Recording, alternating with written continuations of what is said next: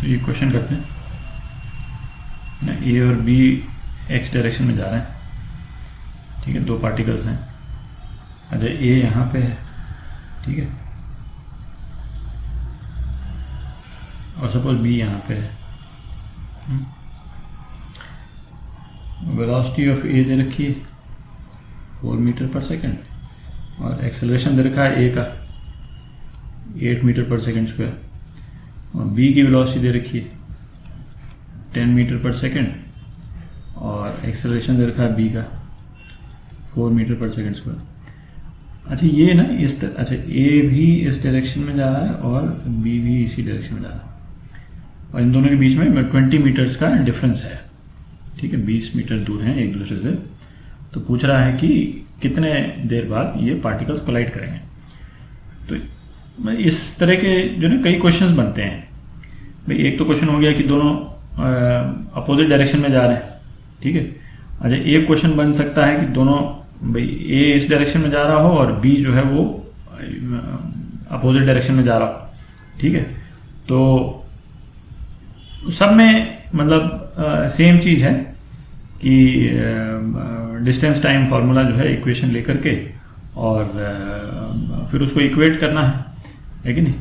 तो इस वाले क्वेश्चन को करते हैं, और इसी तरह से मतलब ये कोलिजन वाले जितने क्वेश्चन है ना वो सिमिलर है। तो यदि एस ए जो है वो डिस्टेंस ट्रेवल्ड बाय ए है कि नहीं, वो कितना हो गया, U A T plus half A T square, ठीक है। तो कितना हो गया 4t प्लस 8/2 टी स्क्वायर, ठीक है। अच्छा, अब अच्छा डिस्टेंस ट्रेवल्ड बाय बी है ना, हम ये मान के चल रहे हैं कि टाइम t के बाद में दोनों कोलाइड करेंगे। तो b जो है वो टाइम t में कितना डिस्टेंस ट्रैवल कर लेगा, सेम तरह से लगा के, तो 10t प्लस 4/2 टी स्क्वायर, ठीक है। तो कोलाइड करने के लिए क्या कंडीशन जरूरी है कि एस ए जो है वो एस बी प्लस 20, क्योंकि एस ए को एस बी जितना डिस्टेंस तो ट्रैवल करना ही है, और ये इन दोनों के बीच का गैप है उसको भी कवर करना, ठीक है। तो ये कितना हो गया 4t प्लस 4t स्क्वायर यहाँ से, ठीक है, is equal to 20 plus 10t plus 2t square. तो ये इक्वेशन क्या बन गई, ये हो गया आपका 2t square minus 60 minus 20 is equal to 0। तो क्या हो गया t square minus 3t minus 10 is equal to 0। तो ये क्वाड्रेटिक है, इसको सॉल्व कर लें, है कि नहीं। 3 प्लस माइनस 9 प्लस 40 अपॉन 2, तो कितना हो गया 3 प्लस माइनस 7/2। तो दो आ गए वैल्यूज, एक तो 5 आ गई वैल्यू और एक -2 आ गई। तो ये -2 वाली वैल्यू को तो हम नहीं लेंगे क्योंकि टाइम की नेगेटिव वैल्यू का तो कोई मतलब नहीं निकला। तो 5 सेकंड ये आपका आंसर हो गया, ठीक है। अब इसमें यदि वेलोसिटी और एक्सेलरेशन के थोड़े से डिफरेंट फिगर लेकर के देखते हैं ना, थोड़ा डिफरेंट रिजल्ट आएगा उसमें। अब ये वेलोसिटी और एक्सेलरेशन की वैल्यूज में चेंज कर रहा हूँ, है ना, मतलब दूसरा इक्वेशन हो गया बेसिकली, इसी टाइप का एक दूसरा इक्वेशन हो गया। तो इसको लेते हैं 10 मीटर पर सेकेंड और एक्सेलरेशन 4 मीटर पर सेकेंड स्क्वायर लेते हैं, और इसकी वेलोसिटी लेते हैं 4 मीटर पर सेकेंड और एक्सेलरेशन लेते हैं 10 मीटर पर सेकेंड स्क्वायर, ठीक है। तो ये सेम क्वेश्चन है कि नहीं। तो इसको करके देखते हैं क्या आता है। तो ऐसे क्या हो जाएगा इसमें 10t प्लस 4/2 टी स्क्वायर, और एस बी जो है वो 4t प्लस 10/2 टी स्क्वायर, ठीक है। कोलाइड करने के लिए क्या है, ये कंडीशन तो सेम ही रहेगी।